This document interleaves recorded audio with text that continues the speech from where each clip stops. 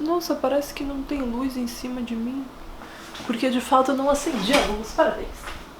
Gente, por que as pessoas não estão falando desse livro? Por que esse livro não viralizou? Pais, educadores, criminólogos, psicólogos, pessoas que trabalham na área da docência de alguma forma, pelo amor de Deus, leiam esse livro, apresentem esse livro para os alunos de vocês, para as pessoas que vocês conhecem. Não precisa nem assistir ao vídeo inteiro.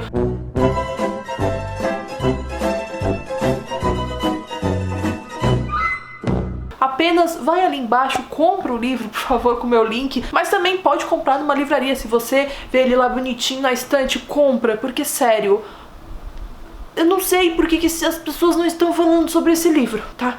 É isso. É brincadeira, tá, gente? Assiste sim ao vídeo, por favor, porque eu demorei muito pra fazer esse roteiro, justamente porque é um assunto que eu tenho dificuldade de falar sobre, que é injustiça, principalmente injustiça e seletividade penal, é algo que eu tenho muita dificuldade de falar sobre. Tanto que eu demorei meses pra fazer o vídeo sobre Olhos que Condenam, e ele também é muito interessante, caso você queira assistir outro vídeo depois deste, eu recomendo também que você assista ao vídeo de Olhos que Condenam. Mas aqui hoje eu vou falar especificamente deste livrinho que vocês estão vendo, que se chama O Sol Ainda Brilha, escrito por um cara chamado Anthony Ray Hinton, acho que é assim. Ele é um livro que ficou muito famoso lá nos Estados Unidos por conta da Oprah, porque a Oprah tem um clube do livro, e este foi um dos livros selecionados, né, pra leitura, e aí ele acabou indo no programa dela, deu uma entrevista e tal. Vou deixar links que vocês podem ver depois aqui embaixo também na descrição, mas o importante que vocês saibam é que esse não é um livro pra todos, não é um livro pra qualquer um, é extremamente pesado, cru,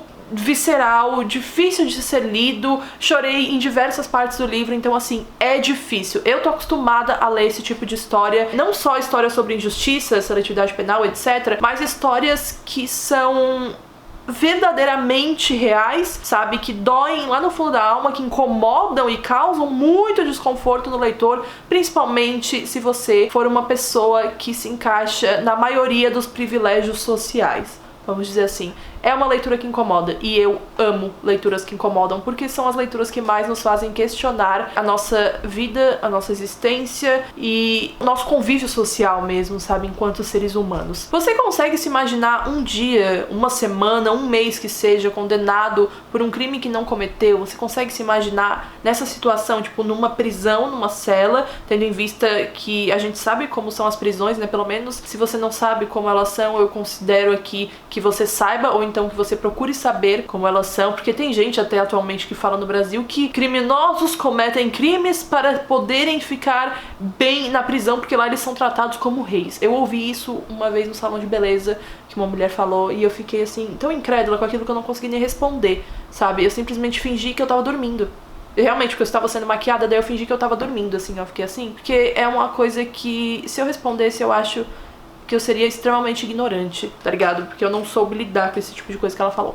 Enfim, já tô desvirtuando do assunto, mas o que importa aqui é a história do Anthony. No dia 25 de fevereiro de 1985, o Anthony estava no trabalho dele, ele trabalhava num supermercado, quando o gerente de uma rede de fast food que ficava a quilômetros dali onde ele trabalhava foi vítima fatal de um assalto à mão armada. No dia 2 de julho do mesmo ano, outro gerente também foi vítima de um assalto à mão armada, também em outra rede de fast food. E aí, no terceiro assalto em outra rede de restaurantes, aconteceu de uma das vítimas sobreviver, então ela foi depor, e quando mostraram lá na delegacia a foto do Anthony, por conta de delitos que ele já tinha cometido antes na vida dele e que já tinha sido quitado para com a justiça, a foto dele foi mostrada por procedimento padrão, né, da polícia, e a testemunha falou com veemência que aquele era o autor do assalto, era o criminoso. O Anthony passou no polígrafo, ele tinha um álibi que era o próprio chefe dele, porque, enfim, ele estava trabalhando no momento em que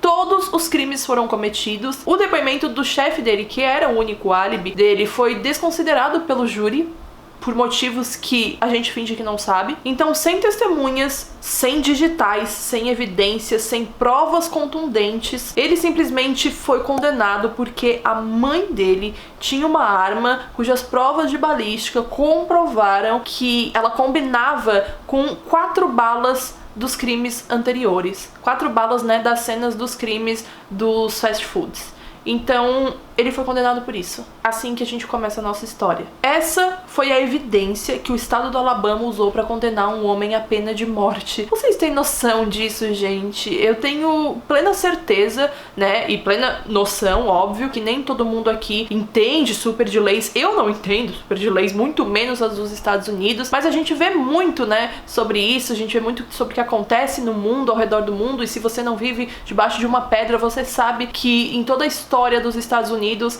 eles foram um país racista, principalmente em relação à população carcerária. Aqui no Brasil, a gente não foge muito dessa estatística e ao redor do mundo também não. Mas nesses 2 países especificamente eu consigo falar porque eu já estudei um pouco mais sobre as leis deles. Então, por mais que seja super difícil para eu abordar esse assunto, eu também acho super necessário e eu não consigo deixar ele passar batido, não falar aqui no canal, assim como eu demorei para falar sobre Olhos que Condenam, né? Eu também demorei um pouquinho para falar desse livro que, na minha opinião, foi o melhor que eu li nesse ano. Então, o Anthony, que era um homem negro e pobre que trabalhava no supermercado para ajudar a mãe com as contas de casa, se viu perdido diante dessa condenação. Primeiro porque ele não tinha nenhum dinheiro para comprar sua defesa. Segundo porque o advogado da Defensoria Pública chegou e a primeira coisa que ele falou quando ele viu o Anthony na sala foi, abre aspas, vocês negros nunca são culpados de nada, é impressionante. E vocês negros também sempre ficam ao lado um do outro nessas acusações. Não é só cruel, é desumano pensar que essas foram as primeiras frases de um advogado proferidas para o seu cliente, sabe? Uma pessoa que supostamente tem que te defender chega na sala e fala isso pra você. Ele não perguntou o que tinha acontecido, ele não perguntou nada, ele só chegou e falou isso. Essas palavras vieram de alguém que supostamente deveria dar esperanças a um homem que claramente era inocente. É importante que eu diga aqui que eu não estou falando suposições ou dando o benefício da dúvida. Não existem provas condenatórias. Não existiu um julgamento adequado e foi tirado do Anthony o direito de ser defendido. Gente, se vocês estiverem ouvindo umas batidinhas, desculpa, o vizinho de cima tá em reforma e eu já adiei essa gravação por muito tempo por causa dessa reforma. Eu não posso parar. Então, Deus no comando. Enfim, eu poderia dizer que o Anthony foi condenado até que se provasse o contrário, mas nem isso eu posso dizer, visto que o contrário estava sendo provado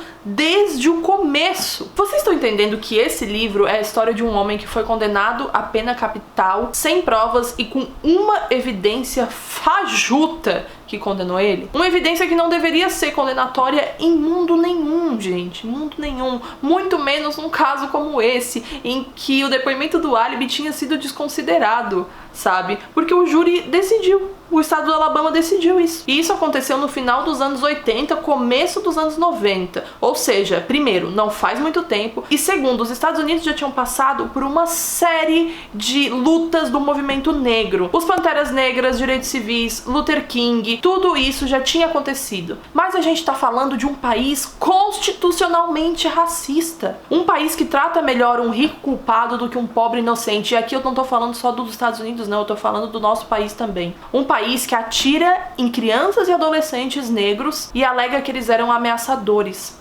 mesmo que eles estivessem passeando com a família, com os amigos, brincando na rua ou voltando do colégio. O Anthony teve que ficar com o mesmo advogado por mais de uma década. Sim, aquele advogado que chegou e falou aquela frase pra ele que eu já falei pra vocês e eu realmente não quero repetir porque é algo que me dá ânsia de vômito. E obviamente o advogado foi perdendo recurso após recurso através dessa década. Enquanto isso, só lembrando, Anthony preso, condenado à pena de morte, ou seja, ele estava no corredor da morte. Graças a uma organização sem fins lucrativos, que foi a Equal Justice Initiative, acho que é isso. Basicamente, em tradução livre, é a iniciativa à justiça igualitária. Ou seja, ela é uma organização que fornece representação legal a prisioneiros que podem não ter tido esse tipo de defesa, uma defesa realmente efetiva, prisioneiros pobres ou os que não tiveram um julgamento justo, né, que não foi considerado justo por todo mundo, menos pro estado do Alabama, principalmente porque a organização é do Alabama. E como Como ela é localizada no Alabama, ela foca em garantir a defesa de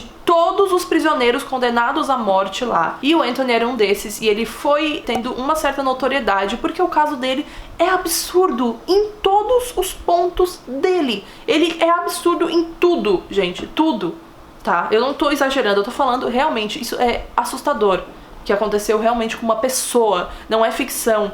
Isso aconteceu. Eles pegaram o caso do Anthony e ao longo dos 16 anos seguintes, eles trouxeram então especialistas forenses de diversas áreas, principalmente da balística, né? Peritos nisso, e todos eles comprovaram que as balas da cena do crime não combinavam com as balas da arma da mãe dele. E mesmo com tudo isso, mesmo com tantos recursos, o estado do Alabama se recusava a fazer um novo julgamento, sendo que nunca aconteceu um julgamento justo de fato pro Anthony. Esse direito ele foi negado desde o começo. Como eu falei pra vocês, ele foi condenado com o contrário sendo provado, sabe? É isso. Só em 2014, a Suprema Corte dos Estados Unidos julgou que o primeiro advogado do Anthony era horroroso e que prejudicou ele em tudo, principalmente em chamar pra depor um cara que era estagiário engenheiro ainda e que tinha deficiência visual pra defender o Anthony em relação à balística, sabe? Pelo amor de Deus.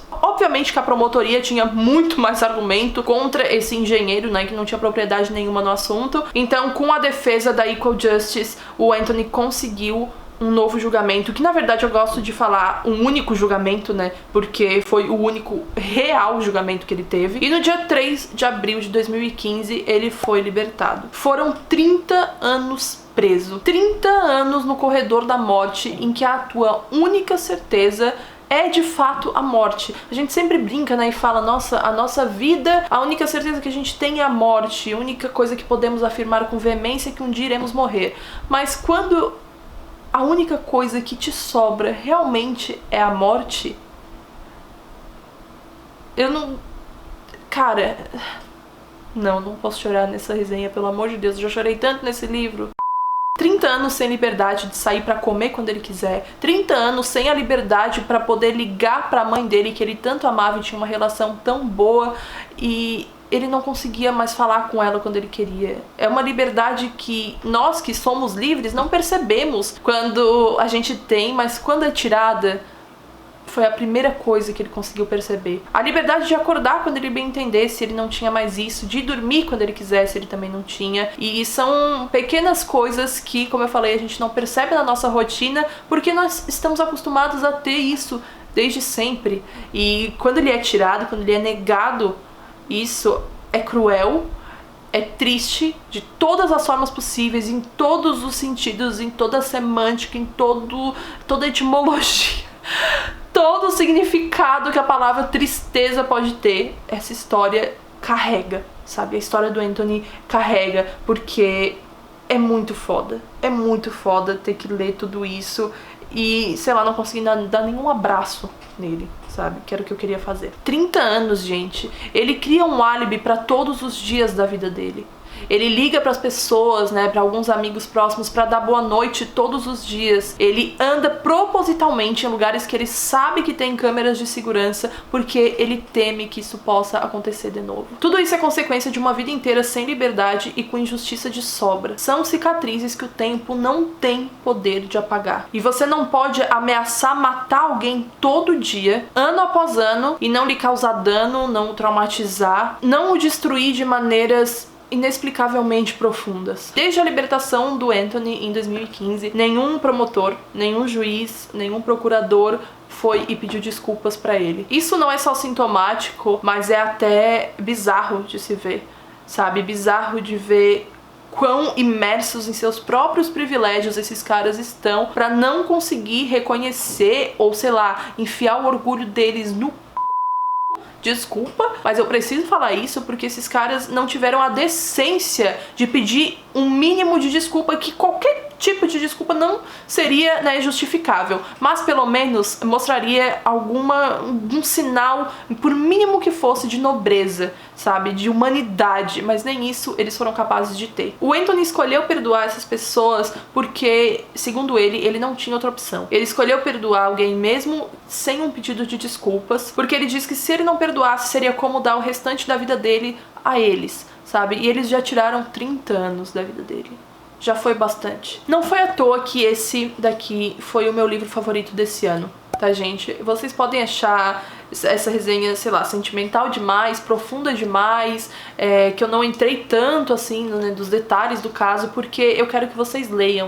Não é por nada que eu não entrei nos detalhes do caso. Eu poderia fazer um vídeo super completo sobre a vida do Anthony, não abordar só, né, o momento que ele foi preso e condenado à pena de morte, mas eu queria que vocês comprassem o livro e lessem e tirassem as conclusões de vocês, porque é um livro importante. Não é do nada que eu tô recomendando ele aqui, não é só porque eu gostei do livro, e sim porque é um livro necessário. Existem livros que eu não acho, assim, fenomenais, mas que são necessários e eu preciso falar sobre eles. E esse daqui é um livro fenomenal e necessário. Não é à toa que ele ficou nos mais vendidos nos Estados Unidos, e ele precisa ficar também aqui. As pessoas precisam ter contato com esse tipo de história e ver que essas histórias acontecem todos os dias. Existem milhares de presos aqui na mesma condição, não tão extrema, né, do Anthony, porque aqui não existe pena de morte, mas nas mesmas condições precárias, encarcerados, em prisão preventiva, sabe? Pessoas que estão há 6, 10, 15 anos presos preventivos,